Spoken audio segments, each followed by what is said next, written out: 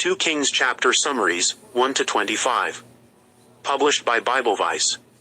The Book of 2 Kings chronicles the turbulent final years of the divided kingdoms of Israel and Judah. These 2 Kings chapter summaries offer a concise overview of the key events, prophecies, and figures that shaped this pivotal period in biblical history. When you are done reading here, you may also want to check out our complete list of Bible chapter summaries for every book of the Bible. Book of 2 Kings Summary by Chapter. Chapter 1. Rebellion and Divine Intervention. After Ahab's death, Moab rebels against Israel's authority. King Ahaziah, Ahab's son, suffers an injury and foolishly seeks guidance from the false god Baal-zebub. Elijah the prophet intercepts Ahaziah's messengers and pronounces his impending death as punishment for his idolatry. Ahaziah sends soldiers to capture Elijah, but they are consumed by fire from heaven. After further defiance, Ahaziah dies in accordance with Elijah's prophecy. Chapter 2. Elijah's Ascent and Elisha's Succession. Elijah's earthly ministry draws to a close, and both he and Elisha are aware that their time together is ending. As they journey, Elijah repeatedly attempts to leave Elisha behind, but Elisha refuses to abandon his mentor. At the Jordan River, Elijah miraculously parts the waters, and in a spectacular display, a whirlwind and chariot of fire carry Elijah up to heaven. Elisha, witnessing this incredible event, receives Elijah's fallen mantle and inherits a double portion of his prophetic spirit. Chapter 3. 3 Kings and a Prophetic Victory. Israel, under King Joram, joins forces with King Jehoshaphat of Judah and the king of Edom to battle against Moab. Facing a critical water shortage in the desert, the 3 kings seek guidance from the prophet Elisha. Skeptical of Joram's leadership, Elisha nevertheless prophesies the filling of the valley with water and a victory over the Moabites. Through a miraculous provision, their armies are rehydrated, and a deceptive appearance of blood in the water fools the Moabites, leading to their defeat. Chapter 4. Elisha helps a widow and a Shunammite. Elisha assists a desperate widow by miraculously multiplying her remaining oil, enabling her to pay her debt. A wealthy Shunammite woman, seeing Elisha's holiness, provides hospitality. Elisha blesses her with a son, but tragedy strikes when the boy dies. Elisha raises the child from the dead. Chapter 5. Naaman's Healing and Gehazi's Greed. Naaman, a respected Aramean commander suffering from leprosy, seeks healing from Elisha. Initially reluctant, Naaman follows Elisha's instructions and is cleansed of his illness. Gehazi, Elisha's servant, driven by greed, lies to Naaman for personal gain, and as a consequence is cursed with Naaman's leprosy. Chapter 6. The Floating Axe Head and Blinding the Arameans.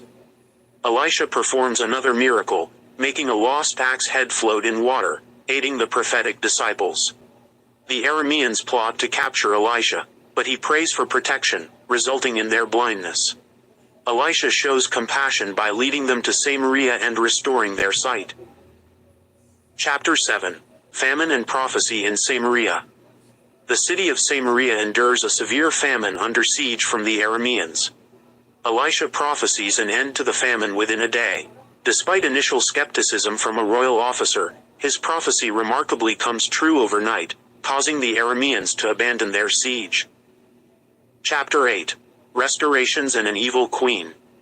The Shunammite woman, anticipating the famine, leaves her land with Elisha's guidance. Years later, she returns to petition the king and has her land restored. Meanwhile, Hazael becomes king of Aram after fulfilling Elisha's prophecy by murdering the previous king. Athaliah, the wicked daughter of Jezebel, seizes power in Judah. Chapter 9. Jehu's Bloody Anointing. Elisha commissions one of the prophetic disciples to anoint Jehu as king of Israel. Jehu, following the prophet's instructions, ruthlessly kills both King Joram of Israel and King Ahaziah of Judah. Chapter 10. Jehu destroys the house of Ahab. Driven by zeal, Jehu systematically annihilates the remaining house of Ahab, including the wicked Jezebel.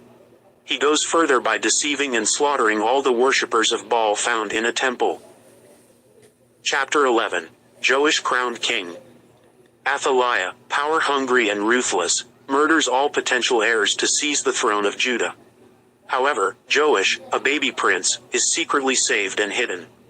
Years later, the priest Jehoiada orchestrates a coup, crowning Joash the rightful king and executing Athaliah. Chapter 12. Temple repairs under Joash. The young king Joash of Judah, guided by Jehoiada, initiates repairs to the neglected temple. However, his reign later becomes corrupt and ultimately ends in his assassination. Chapter 13.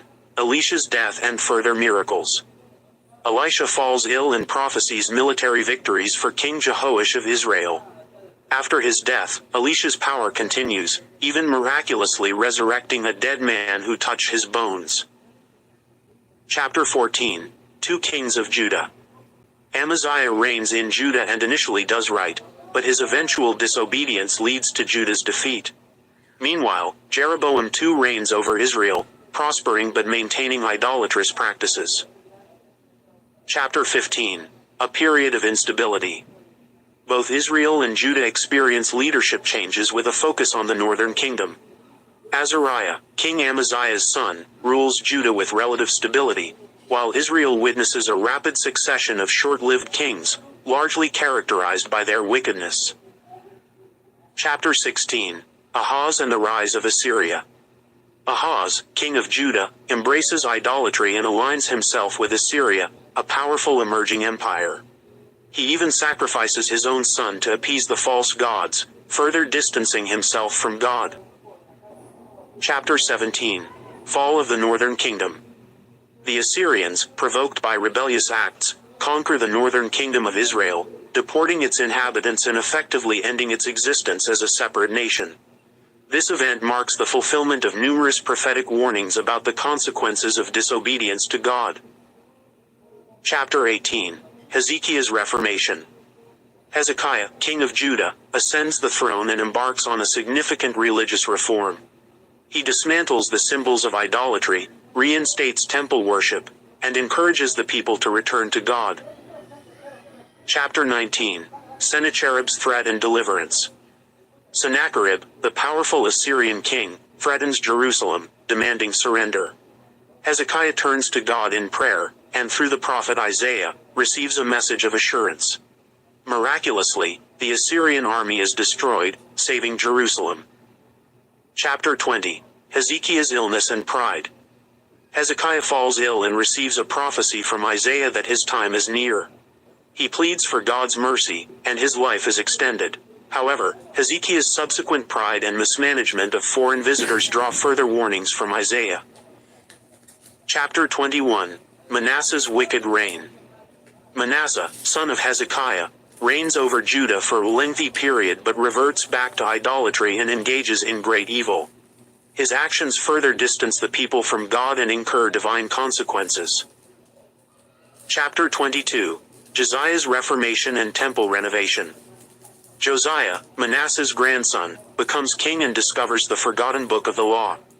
Deeply impacted by its message, he leads a comprehensive religious reformation, purging idolatry and restoring faithfulness to God. He also initiates the renovation of the temple in Jerusalem. Chapter 23. Further Reformation and Celebration. Josiah's reforms continue, extending beyond Jerusalem to the former northern kingdom. He destroys remaining pagan altars and leads the people in celebrating the Passover, fostering a sense of national unity and renewed commitment to God. Chapter 24. Josiah's Death and Judah's Decline.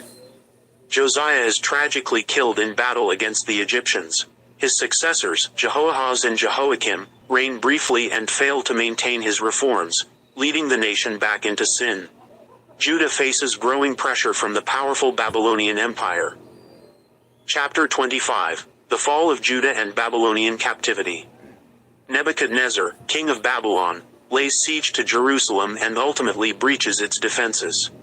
The temple is destroyed, the city is plundered, and the remaining Judean population is exiled to Babylon, marking a period of captivity and national sorrow. The final verses offer a glimpse of hope amidst the devastation.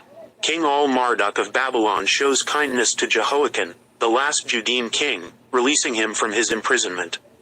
This act hints at the possibility of future restoration and a brighter future for the people of Judah.